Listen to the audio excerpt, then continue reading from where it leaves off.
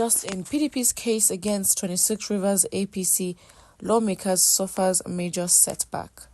The Federal High Court sitting in Abuja has extended the interim order stopping the Inec and the PDP from taking any action against 26 Rivers House of Assembly members who defected to the APC.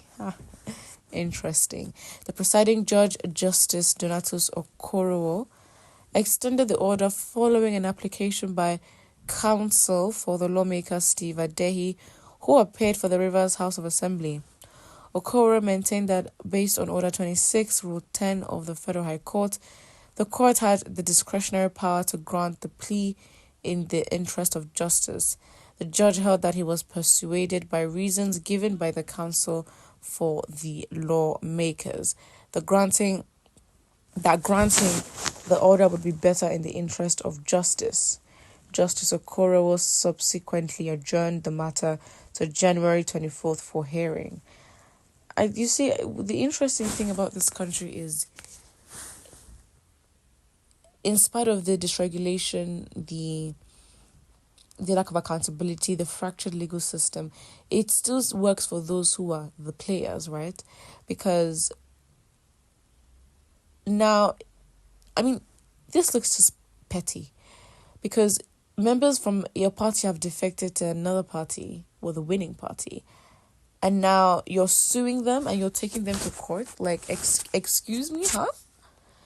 Except there's more to the situation, and more context needs to be given as to if they're allowed to do something, or maybe they're under a certain contract or obligation that has been agreed. If not, you can't. If people choose to defect to a new party, hello, why are we trying to change that? I'm kind of lost. I'm not aware of how this is working out. It does not make sense. Or judiciary, someone says, go ahead and slaughter the country. The country has been slaughtered. We have no system.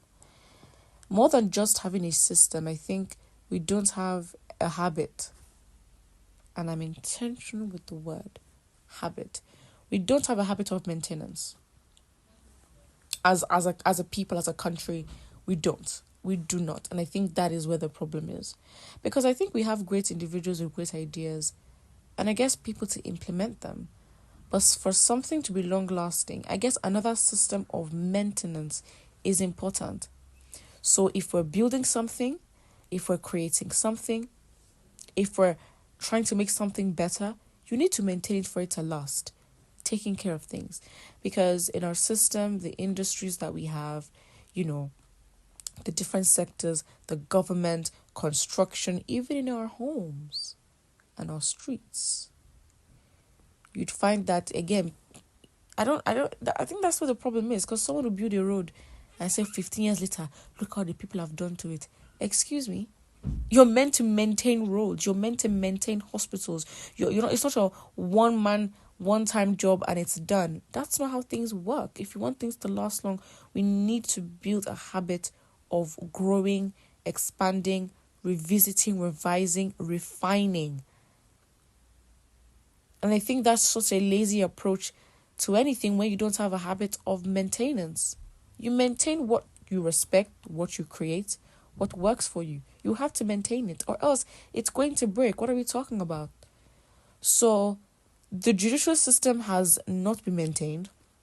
The foundations, the precepts as to how it's, built out and, I guess, implemented, has its loopholes and stuff.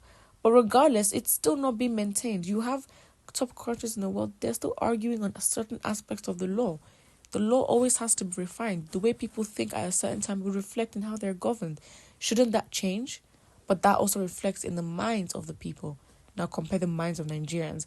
And it's the same way. In this situation, yes, it's a bit weird that a party is suing its former members for defecting to another party like they don't have the right to. But even if they were to do that effectively, there's no system to back up any sort of, when I say claim, any sort of claim or any sort of questioning or investigation. We don't have any authority to back it up. The authorities that we have have just proven to, what's the word, be inconsistent, unreliable. So why would you depend on it? That's how people don't respect the law.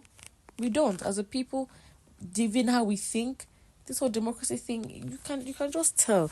It's not embedded in our culture and how we think. So of course it would not be practiced well. Doesn't make sense. Does not make sense. But yeah, Paul, what you think about this? I think it's very, very petty. Yeah, it's just strange. It's a very good, insight into the Nigerian legal system. But regardless, saying there's a stop, and come on, we have things that continue, but we don't. There's no improvement. It's the same thing. Does not make sense. Someone says it's only Nigeria that satanic judges work hand in hand with devilish politicians to destroy a vibrant country without any empathy for the majority. Imagine. Oh, we are not ready to change at all. Money. We have a very big problem in the country, and I think before we start to look at systems, governments, organizations, who make up governments, who make up the organizations, it's people. We have deep, serious issues as a people. It is bad. The lifestyle we live, the way we worship money, the poverty mindset, and the extreme, desperation to do anything to survive and be respected and, have money. The aggressive nature that the country puts people in. Defense mode. I mean, as they say, a lot of Nigerians, we just need therapy. As well as a people, the values that have decayed over time, lack of integrity values, lack of accountability, we look at these behaviors in our churches, in organizations.